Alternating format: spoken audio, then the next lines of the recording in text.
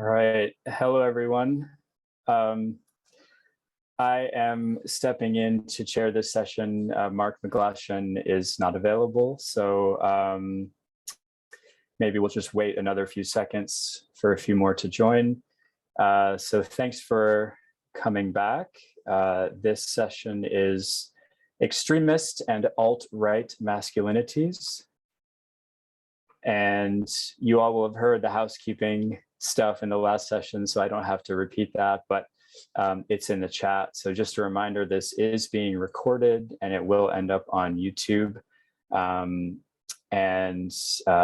use the chat. We'll be collecting questions. Feel free to ask questions in the chat or raise your hand.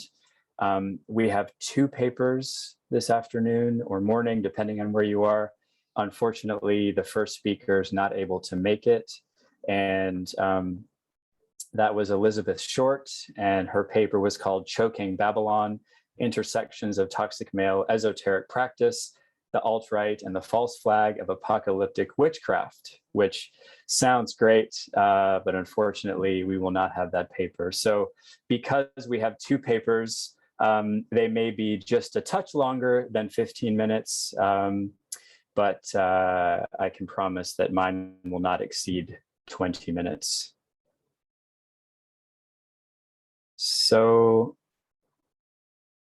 I think we can maybe make a start.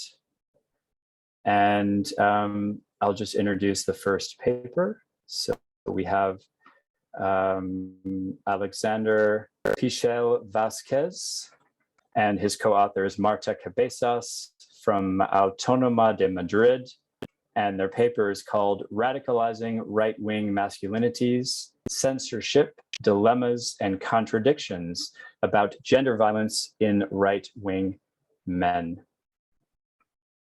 So if you're ready, Alexander, I will hand it over to you, and please share your screen when you're ready. Yeah, thank you. Set is disabled. Oh, no.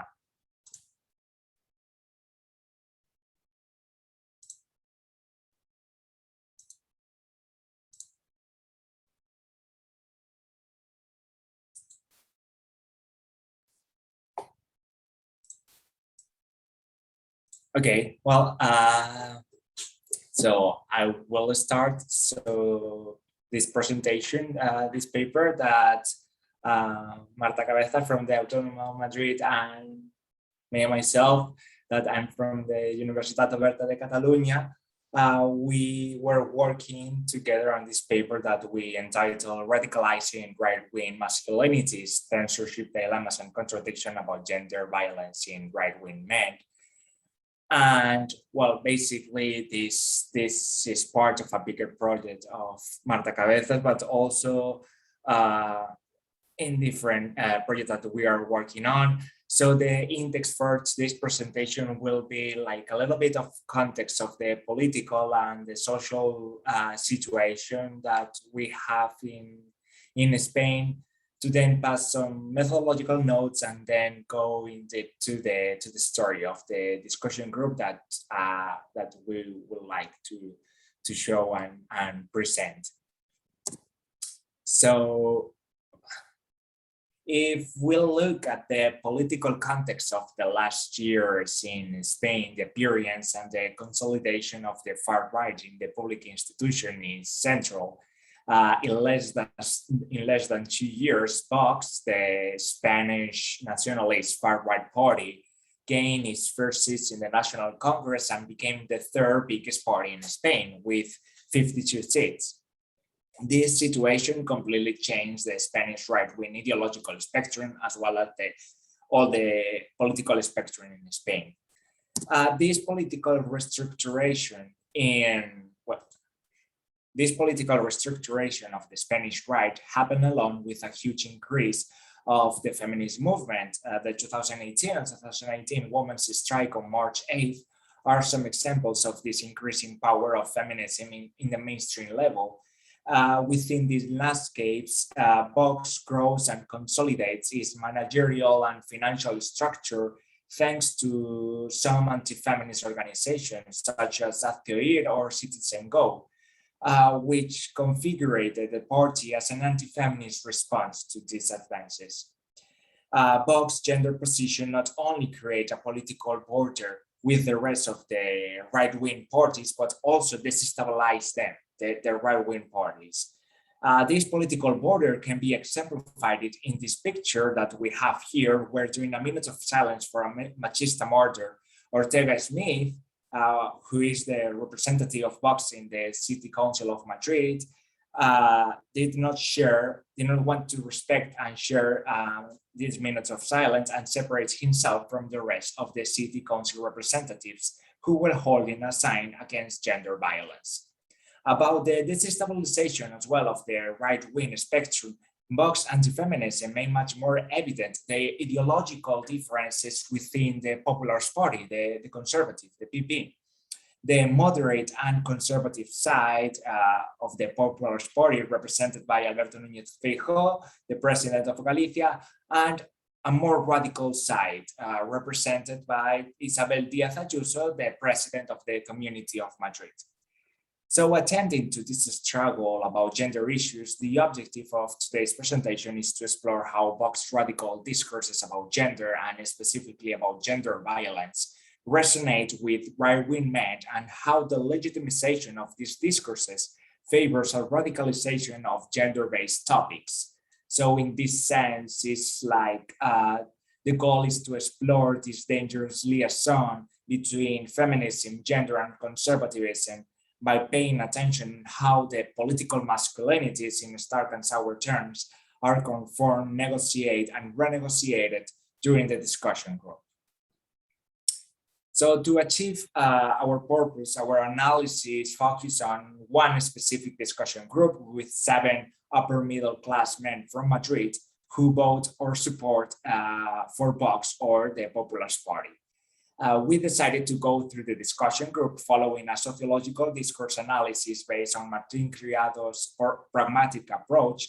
And from this view, we not only understand the discourse as a social practice, as the interactional place of self-presentations, but also the micro-interactions about among the participants as the result of practices of embodiment of macro-discursive processes. Is not about the specific participant, but how the participants embody the discursive interactions in the social structure. So all this is presenting as well through storytelling, and not only to make this presentation a little bit more enjoyable, but also as a methodological tool of analysis, as Madrid Price arcs.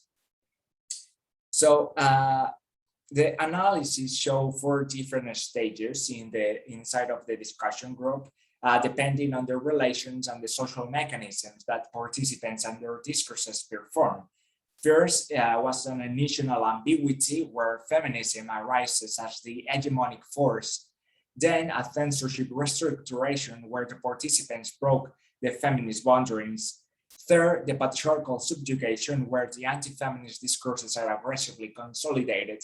And fourth and last, the conservative mediation where the conservative are reactivated and confront the radical stances. So if we go to the discussion group, the moderator opened the discussion by asking about the participants' perception of today's women's relation. However, they addressed this question as the influence of feminism in today's society. The participants did not know beforehand that they were among peers, and the discussion started by sounding out where the acceptability borders were and how far right his speech will go. And this can be seen, for example, in M1 first intervention. Since he doesn't know with whom he's sharing the space, he performs a discursive inconsistency between the necessity and the aggressiveness of feminism. He knows he can be censored if he overly exposes a frontal attack toward feminism. Therefore, he hesitates, tests, and modifies his position in a short period of time. This ambivalence in his discourse shows us the strong and hegemonic force of mainstream feminism within the public sphere in Spain.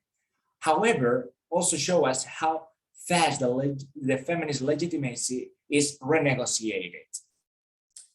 After the first ambivalent intervention about feminism, the majority of the participants used the M1's arguments of feminism as an aggressive movement to increase their rejection toward the movement. The participants realized that they were among peers, so they started to renegotiate the legitimizations, the discursive limits, and the deploy censorship. The result, as we can see here in these excerpts, is a continuous discursive escalation, breaking with feminist boundaries until the consolidation of anti-feminist and reactionary discourses. From the M2 position of is getting a bit out of hand, the discussion goes rapidly to M4 configuration of feminism as a movement supported by a left-wing party, Unidas Podemos, which is understood by the Spanish right as a communist party, and as well, feminism as a movement that is creating a war against men. So the restructuration of the censorship between these men is completely done. Feminist boundaries are no longer available. Because of this restructuration, we can see how the participants who do not agree with the radical stances, we can say that they are conservative but gender conscious, have to perform an ambivalent discourse practice where they accept some of the patriarchal claims, so they are not censored, to expose their thoughts about feminism. As we can see here with M6, I don't justify aggressiveness, but I understand it. His confrontation against the patriarchal system is accompanied by the acceptation of feminists as aggressive, and different discursive interjections of apologies and forgiveness, such as the excuse me's or all the pauses that he makes during his speech. This shows a little bit of his submission to the new censor regime, the new patriarchal censor regime. Notwithstanding, M6 also showed the possibility of rejecting the new acceptability borders, and the anti-feminist project must be protected. That's why, after a small talk about the fear of being accused of sexism by the mere fact of being men, M3 confronts M6 first intervention, as we can see here. You said that you were in favor, but the belligerents to solve it isn't good. I didn't say that I agreed, huh? You said that the belligerents seem normal to you. I said that I understood it, whatever you want to call it. M6 excuses himself by rejecting his support for the feminist aggressiveness. But this is not enough, it's not anti-feminist enough. And M3 goes and reaffirms his intention to narrate H6 as a feminist defender. The M3's discursive attacks works perfectly to stop the objection and to accept through the M6 silence the new viable rules and limits to participate in the discussion group. There is a patriarchal subjugation and a clear constriction to speak up for equality between men and women.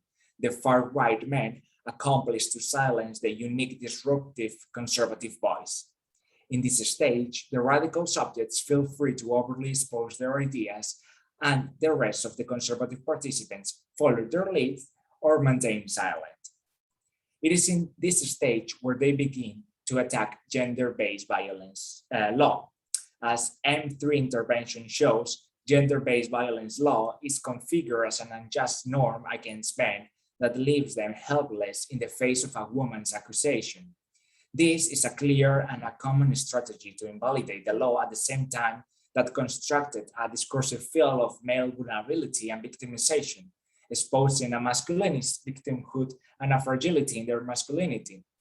During the conversation, all the participants accepted this lack of knowledge about gender-based violence law. So, in order to fill this information gap, M3 used a discourse from a social proximity level, the close friend. This affective closeness gives him an authority that leaves the argument unchallenged, even though he tells a story about two friends and the Spanish gender-based violence law only includes those aggressions that occur within the heterosexual couple. As we said, there was almost no resistance to this kind of discourses because of the new acceptability limits negotiated by the radicals. However, during the intervention, there was an increasing tension between M6 and M3. This tension resulted in a frontal confrontation of M6 conservatism to the radical stances. As we can see in this excerpt, M6 cuts M5 and M3. M6 surprises M3 when he overly confronted his discourse. Excuse me? This is the realization of this belief that anyone in the group, once the limits are clear, will have a discourse that is not expected. The anti-feminist legitimacy flounders, but does not break up completely. There is a complicity between M4 and M5 to defend M3. Nonetheless, M6 does answer this time and offers them to compare the real data about the gender-based violence law efficacy. If M6 was self-censored before, this time M3 had to silence this fracture through a drastic change of subject. Here starts a conceptual debate. Although slightly, certain fractures settle in the discursive field of the group, a new transactional stage surges in the conversation. Two different but right-wing models of sexual politics are confronted, an overly radical attack toward feminism and gender equality, and a conservative understanding of gender equality. So, until now, we have seen how the only dissent was performed by M6. This changes when the discussion addresses the problem of sexual violence. As we can see in this excerpt, M5 explicitly exposes that there is a difference with sexual violence. Regarding sexual violence, women must be always protected. Because of that, he, a conservative middle-aged upper-class man, repeats and supports two important and well-known Spanish politics feminist mottos. First, only an explicit consent is a valid one. If it's not yes, it's no. And second, the context, her alcohol level, her clothes, or the place where she is, does not justify the act of sexual violence.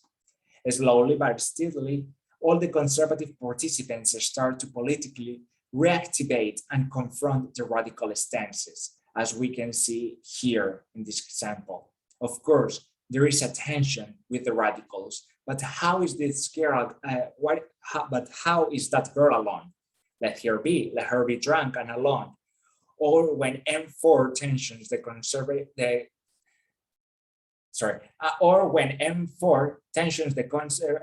conversation about how good parenting means that your daughter will not be sexually assaulted. The response of the conservative group is the complete rejection of these claims. No, not that. Sexual violence works as a conservative catalyst. First, sexual violence politically and discursively activated the rest of the conservative participants in the group. And second, the effective polarization of sexual violence discourse created by the conservative confrontation function as a radicalization element. So, some fast and brief conclusions. The first is that gender still functions as a key factor for processes of self-identification. Gender struggles permit to elaborate two different levels of differentiation. First, it helps to differentiate right-wing supporters from the left. And second, it also creates a political border between the right-wing factions, between the conservative and the radicals. And second, that Vox gender discourse resonances radicalizes the group, and only because of the geographies of the family or the assumptions of the patronizing men that are performing in their Spanish right. I mean that because, as we can see in the discussion, depends on which place of the family the gender-based laws are being enforced. By one side, gender-based violence law is within the family. The administration is in the middle of personal business, I was going to say that, which favors a construction of a masculinist victimhood and radicalizes men. By the other side, there is a misconception where sexual violence happened, since they believe that only happens outside of the familial borders, which favors a political activation of the conservative stances, since they are seeing the sexual assault as an attack to them. There is somehow this patronalizing activation that radicalize the discourses, the more anti-feminist discourses and the Vox resonances. And well, as I was saying, these discourses, however, favors the radicalization process within the group. And thank you. That was cool.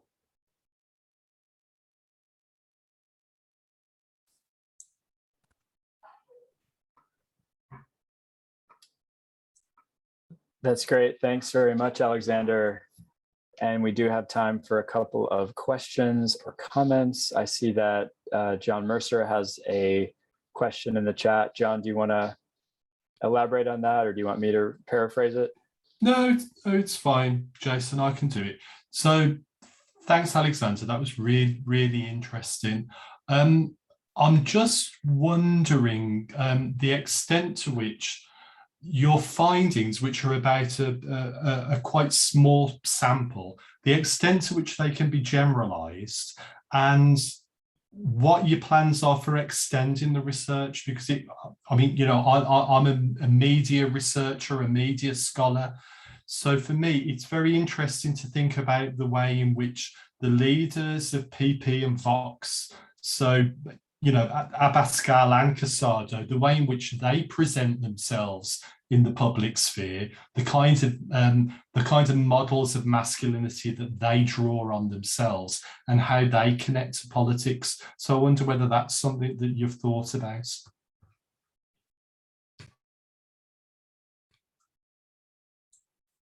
Yeah, well, first of all, it's like, of course, this paper is within a bigger project that, for example, that Marta Cabezas has a lot of other different discussion groups with different people, women and men, of course. However, also there is like the impression to, not to generalize, but taking the methodological approach of seeing these deviations and these constant renegotiations as a process of an embodiment process of the macro social of the macro discursive environment that is happening in the Spanish politics can lead us to elaborate these kind of conclusions, and as well this should be a companion, as you said, like with some resonances of how the leaders of the PP and Vox embody themselves, and not only Casado and Abascal, but also the rest of the line. Because I mean, like, for example, of course, for the PP it's very easy because they have like a clear figure in the center, could be like the Casado, but at least for Vox they have like it's quite hard and quite different from the rest, for example, of the far right parties in Europe, because they have like a group of different leaders that they are very, very well established, and they perform different categories, not only politically, but also in gender terms. Like, I don't know, Olona, one of the biggest woman leaders in Vox, they perform a strong figure, and because of his strong figure, she doesn't mention, or if she mentions, it's very slow gender terms, but then they have different, very feminized figures within the superior group of these politicians that they take these gender issues into question. And of course, if you compare the kinds of models of masculinity both of them are representing, and you compare them to Pablo Iglesias and Podemos, for example, you can kind of see very stark differences, of course. Thank you very much. I can see you've got another question. Hi, Jose. Yes, thank you very much. Oh, wait a second. Yeah, sorry, can you hear me? I was very interested in this perception that sexual violence is outside the family in your section on the geographies of the family. And I wondered if you'd kind of contextualized it historically, because of traditional patriarchal Francoist policies, that any violence that happens within the family is actually not perceived as violence, but rather just as patriarchal rights the way a family should be. And is that partly some explanation for what goes against all evidence, that sexual violence happens outside the family? Yeah, no, of course. I mean, like, I think the point there is like, if you see the historical path of the sexual violence, I mean, like, for the beginnings, I mean, it was always wrong, but because it was wrong because they were attacking the pater, not because they were attacking the woman that was sexually assaulted. And in this point, it's also the same. There is a patronizing activation. It means like this, the men, they are configuring the family as a property, and they are not saying that the majority of the sexual violence happen inside the family. They are not, as you saying, that what's happening inside of the family is not violence. And because of this, they can have this different but similar discourse with the gender-based violence law, because it's at the same time happening inside of the family, because, well, in this case, the gender-based violence law says that is when it's within the heterosexual couple, we can say that is a family. But that they are claiming that it is a family. And I think that you're completely right. I mean, like, what they are doing is like they are understanding the limits and the spaces of the family and how they are being attacked or not. Okay, thank you very much.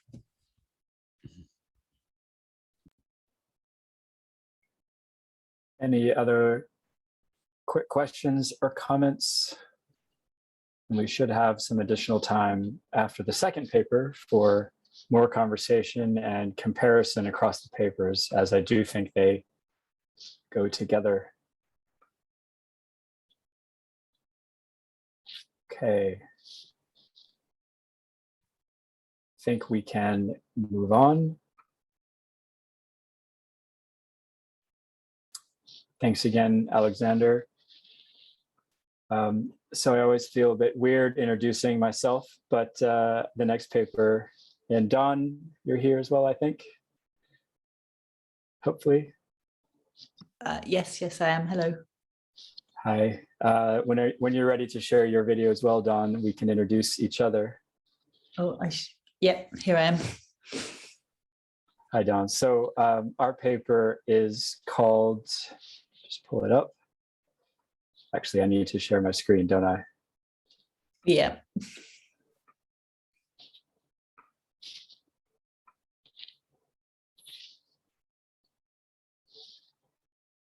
And that's the, okay, hopefully you can see it now. Our paper is called The Deviant Leisure of Gym Bodies, Militarized Branding, and Fascistic Creeps. I'm a geographer at Northumbria University, and my co-presenter is Dr. Don Woolley at Leeds Art University. Actually, I'm just realizing, Don, that if I read off the paper, my screen will show that. Oh, can you do it so you're just sharing the PowerPoint? You can usually specify like which window, Because at the moment we can only see the PowerPoint. We can't see your whole computer desktop.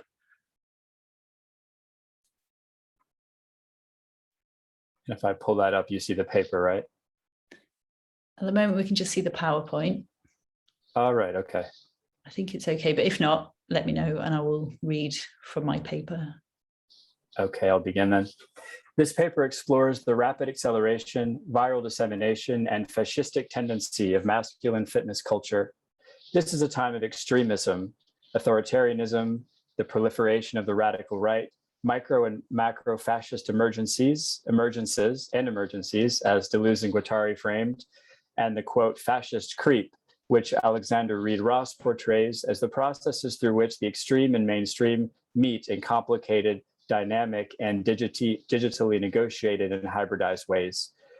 But this is also a time of masculine crises, evidenced by moments of terror, such as the radicalizing online incel subculture. More broadly, we can see male rage, particularly white male rage, in the political shifts from Britain to Brazil to Spain to the USA, where men have trended towards support for right-wing authoritarian male populist leaders.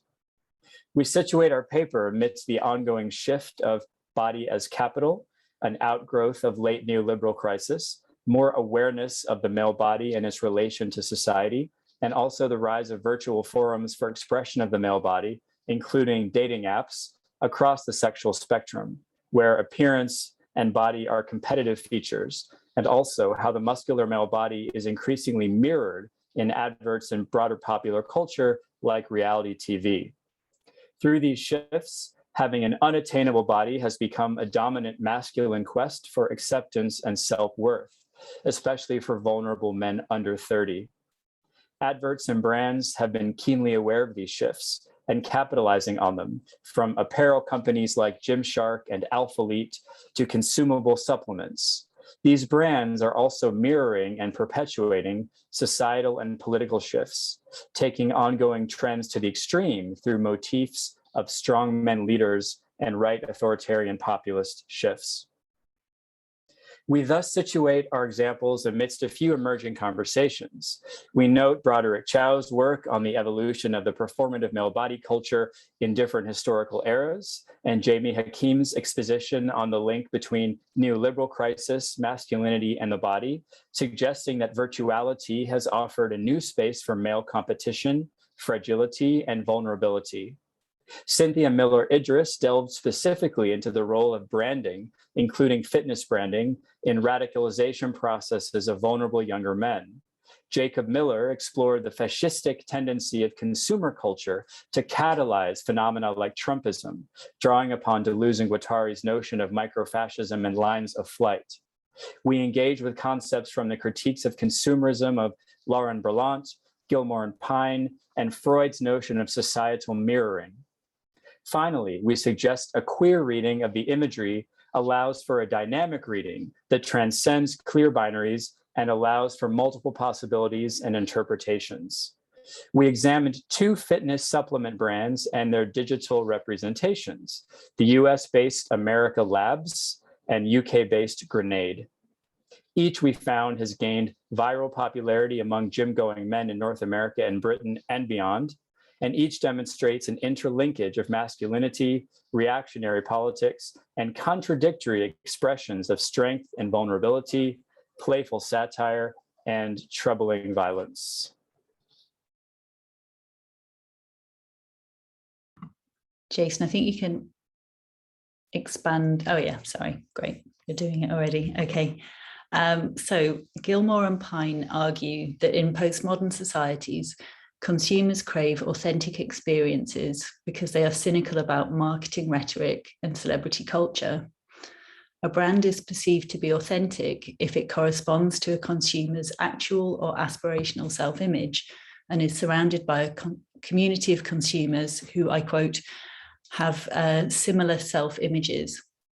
And it's noted that social networking sites are effective because they enable users to co-create content, which further solidifies this community of consumers around the brand.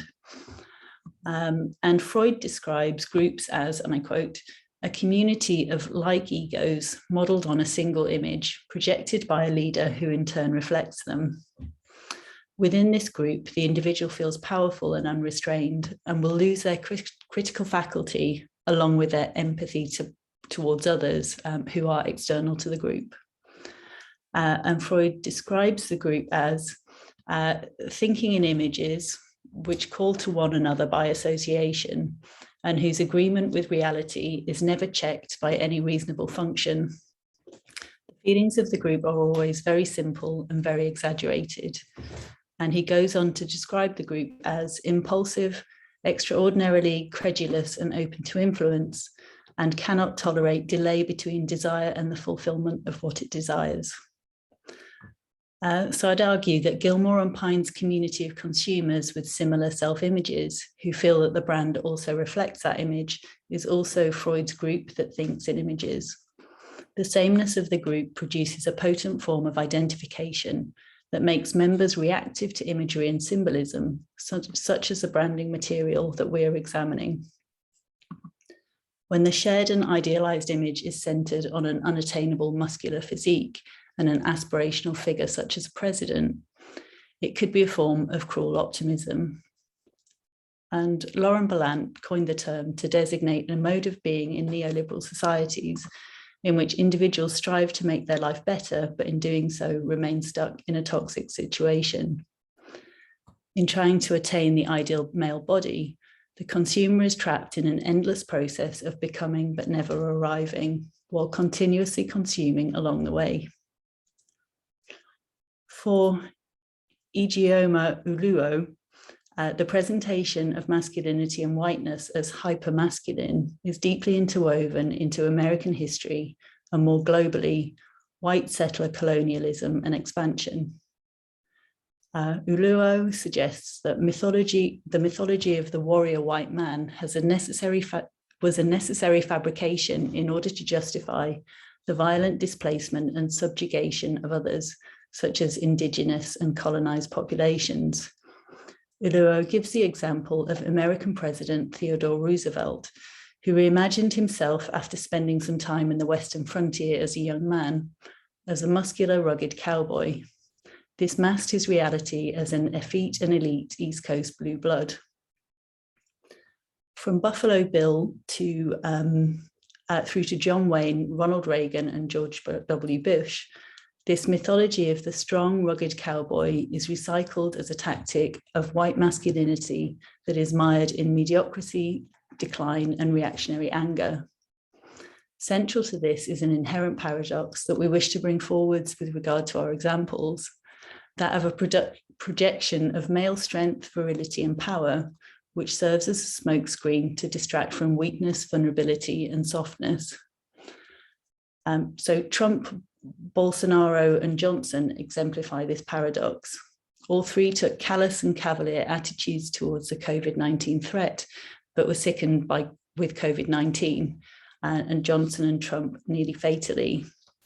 Thus, the cruel optimism of failing to attain superhero virus-free status fell away like sand in the wind. And so online ethnography and in-person observations by Jason and participation in various gym settings in the US and the UK has revealed that male bodybuilding community is largely united against COVID-19 related public health measures, such as masks, gym closures, and vaccines. The politically leans towards far-right libertarian ideals and rhetorical configurations of freedom, the lone wolf, and discipline and control.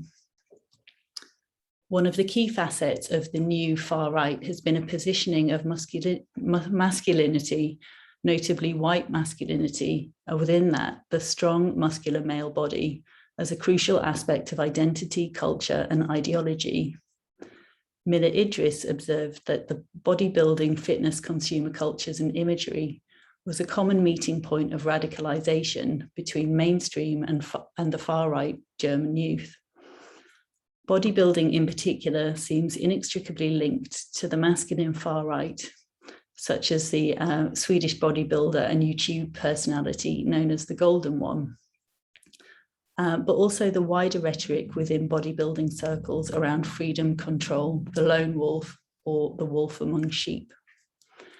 This rhetoric and symbology also infuses the brands that have become powerful mainstreaming anchors of extreme and deviant bodies, ideologies, militarism, politics in their popularity among young male users.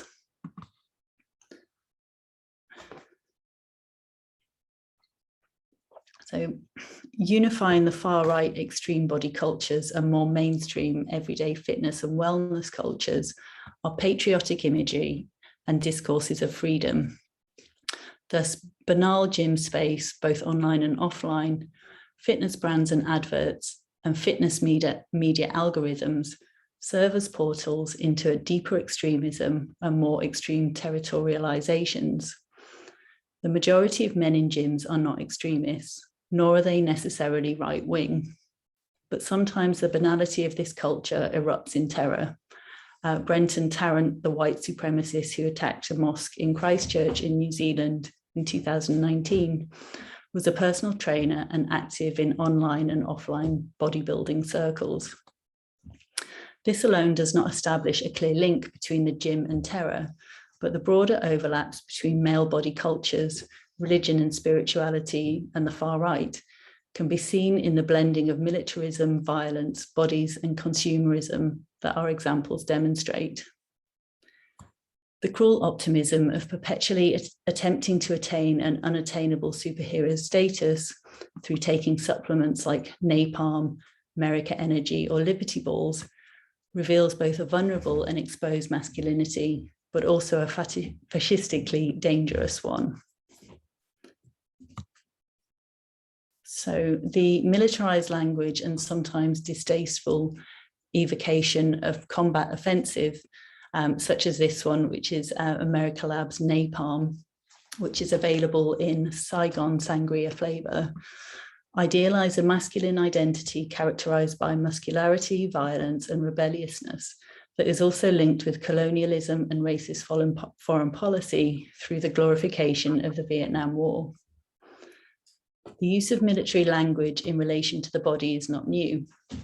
Since the 1880s in America and the UK, fat bodies, for example, have been viewed as unpatriotic.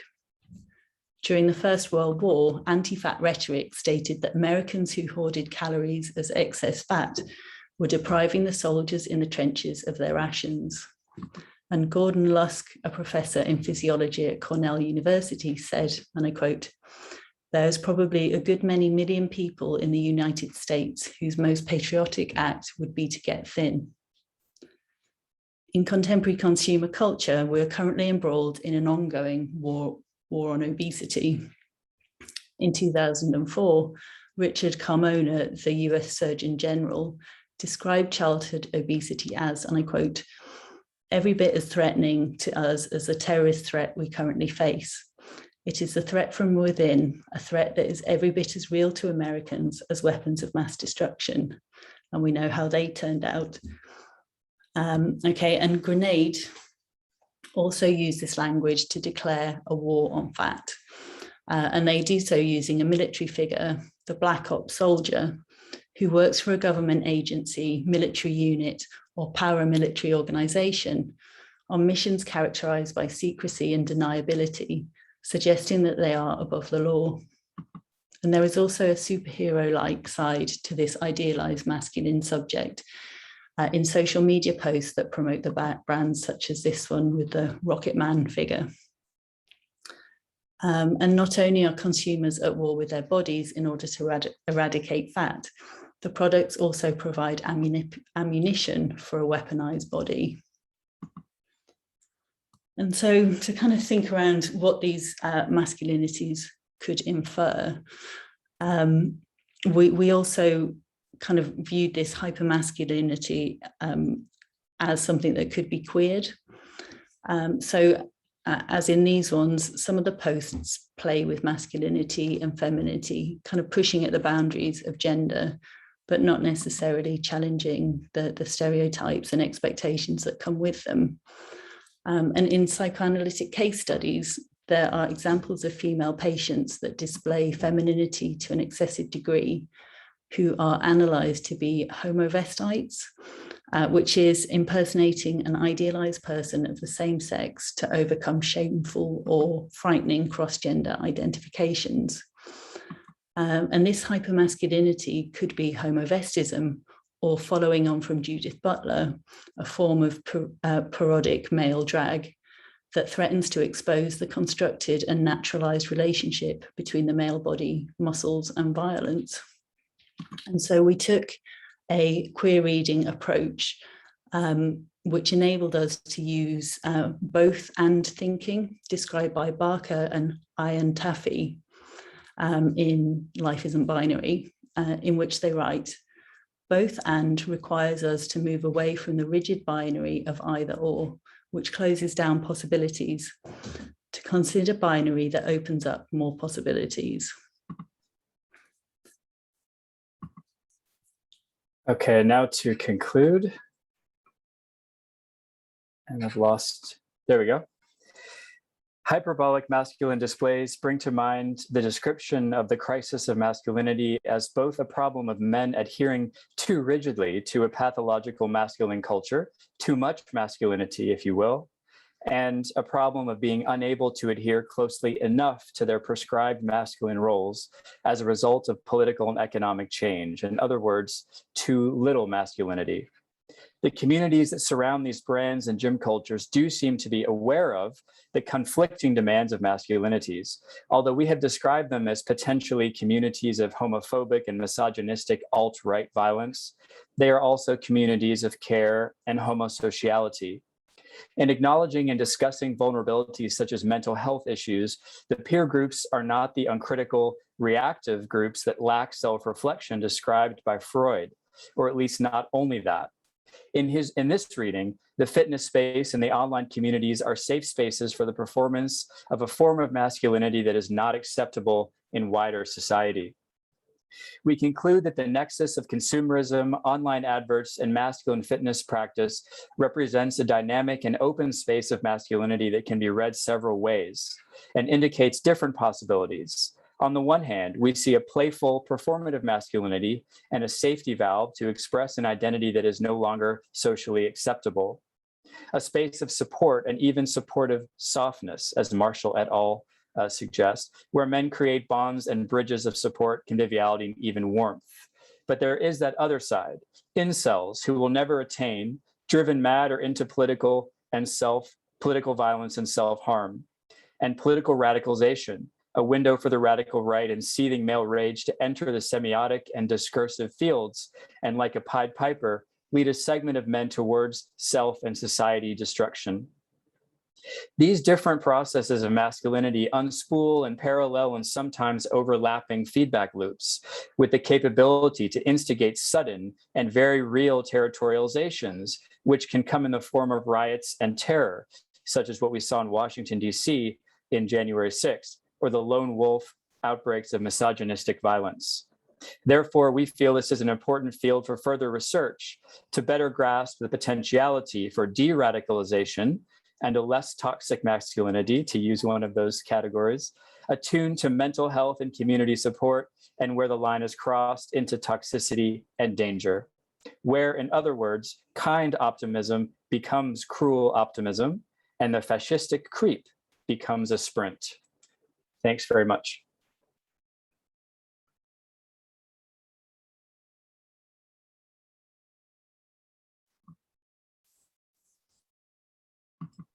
And apologies if there have been questions and comments, I haven't seen them. So I'll go back up in the chat now.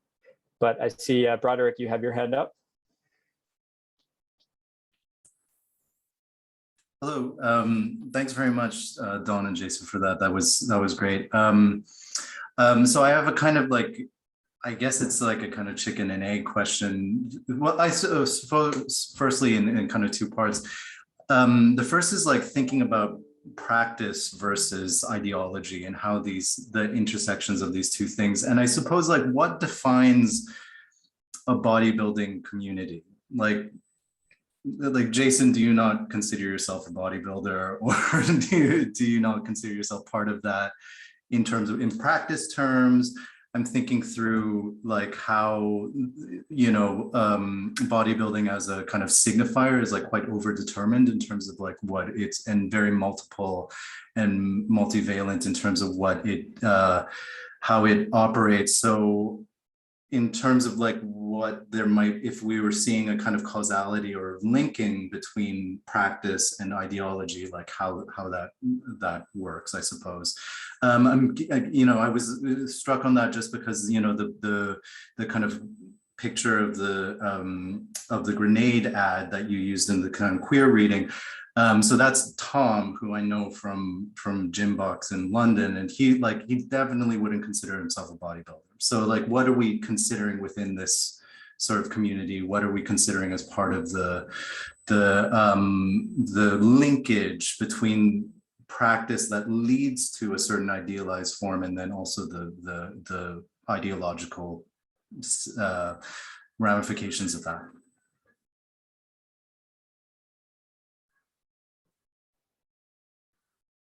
Yeah, maybe I can take a quick stab at this. Yeah, thanks, Broderick. Absolutely. Am I a performing consumer, as Mara Wickstrom said? Absolutely. I mean, have I learned about these brands, practically through my own consumption of them? I have. Am I complicit in this community? I suppose. Am I also, of the privilege to be able to demarcate myself away from the more extreme aspects of it and recognize political signifiers because I study the far right? Yeah, and that's my position as a researcher. But yeah, reflectively, it is something that I think is interesting. And I don't have an answer of what the boundaries of this community are. I suppose that same question could apply to any sort of affinity community within, such an online dimension. And it might be something that you've grappled with in your own work as well. Dawn, I don't know if you want to add anything. Yeah, it's a great point. And I think one of the things that we're quite interested in around these brands and these communities is that kind of the bleed into the mainstream, and that absolute porousness of that boundary. So and the wider conversations Jason and I have had have been the kind of on one hand, how's the bodybuilding culture and mainstreaming kind of interweaving, but then also how these political ideologies and the branding interweave, and like trying to unpick that is a bit of a Gordian knot, but quite interesting. Yeah, thanks very much. I think it's super fascinating, especially with the branding. I think with something like Grenade, there's also the fact that I think because that's probably much more mainstream, I would say, than America Labs in terms of even what they sell. It's like just protein bars and so on, as from in the most kind of basic forms. That seems to be like a huge amount of their consumers would not be at all involved even in fitness. I would imagine it's just something that you grab at the shop. So in what way does that like the porousness of that, it's not subcultural, it's just like is very much part of the culture, and in terms of how the connection to the far right lives within that, it might just be also part of like the fact that it is part of the current culture today. So, but thanks very much for your paper. Thanks a lot. Jose. Yes, I was very struck by your Norse mythology loving, insurgency toting fascists in your conclusion, and the notion that the creep is becoming a sprint, which is a lovely line. So I was wondering if you had researched the white supremacist kind of racial element of this, because in a way, obviously, bodybuilding cultures are so multiracial, and I think in almost kind of every ethnic racial minority group across North America. Yet the imagery you're showing is kind of clearly white supremacist, and I was just wondering if you'd if this was kind of an element of your research, or if you'd already begun it. I taken the racial component of it. Don, I'm happy to start again unless Yeah, go for it. Just because this is something I've encountered maybe a bit more. Yeah, absolutely, Jose. I would put it this way: for far right white nationalist groups, the male body and physical cultures are usually very important. For your everyday sort of bodybuilder, the far right is not always important, if that makes any sense. So that's where I see the sort of dripping in happening. If you look to some of the theories and ideologies of white nationalist groups, you have ideas like the replacement theory, the idea that, you know, the white man is being replaced by outsiders, by inferiors. That definitely then manifests in the imagery of the male body that shows up in a lot of mainstream bodybuilding communities, and then by osmosis kind of shows up in this branding. And so where that translation process happens and at what point it is deliberately mimicking or replicating that far right ideology, I think is really interesting. And I think by the time it gets to the consumer and, you know, your everyday guy at the gym, I think a lot of maybe that original intent has been lost. But that said, you know, organizations that track hate groups in the United States, the Southern Poverty Law Center, the ADL in Britain, there are groups as well. You know, there are a lot of hate groups where fitness cultures are central to what they do. And so, yeah, I think it's a dynamic space of further exploration, the way that that then attaches to the mainstream and to mainstream spaces, given the dominance and the viral growth of fitness culture and consumer culture. All right, thank you. And can I just jump in and add that with the imagery that we were looking at around the branding, and particularly America Lab, so they have lots of different presidents, you know, featuring in these kind of cartoon-like posts and things. And we kind of discussed how apolitical they seem to be on one level, in that, you know, there's Clinton there, there's Lincoln, there's, you know, it's across the spectrum. They seem to show no preference politically, except there's no Obama at all. So it is like a very white kind of celebration of these presidents as mythical characters, but also that by being apolitical in this sense, but kind of giving us this particular aesthetic and rhetoric, there's also a little bit of a vacuum in these images that then the audience can fill with their own political preference and ideology, which seems to enable a kind of more right-wing reading and affiliation. So that's just like the very beginnings of our thinking around that. I just found it very interesting because obviously, you know, American population is there's such a huge percentage that's Hispanic. Yeah, bodybuilding as an activity is so multiracial. And yet I was struck by those words, Norse mythology, which implies, you know, a very particular kind of racial profiling in relation, you know, to the population of the United States. So I was just wondering if the question of race was going to be, you know, I mean, it's implicitly central to your research, but I just wondered if it, you know, explicitly so, yeah. Which I am, yeah, thank you. Yeah, I'm happy to talk more on that maybe later. I know we're almost out of time, but I'm wondering, John, if you can elaborate at all on your critique about queering and whether this maybe is an opposite of queering or reassertion of masculinity. Do you mind just elaborating on that a bit? I was looking at those images. I've seen these images. A piece of research that I'm doing at the moment, I'm following 1,500, I think it is, men who are kind of really invested in their bodies on Instagram. I'm writing a piece of work about thirst trapping as a phenomenon.